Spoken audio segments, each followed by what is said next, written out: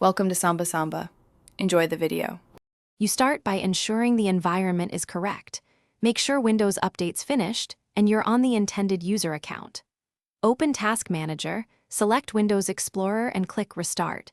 This often restores missing icons immediately.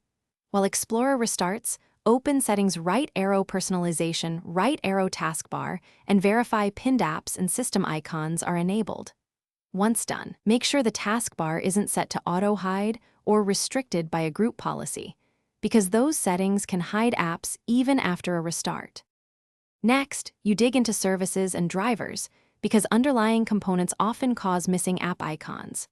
Open Services and confirm Windows Search, User Profile Service, and Shell Experience Host are running. Start or restart any stopped services. If icons disappeared after a driver update or roll back your display adapter in Device Manager to test.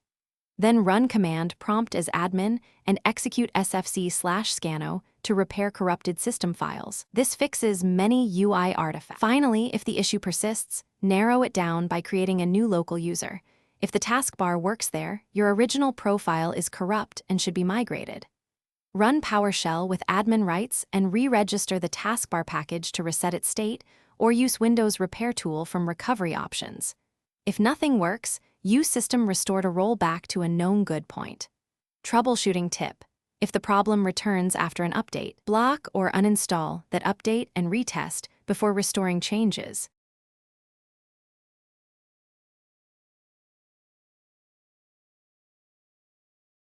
Thanks for watching.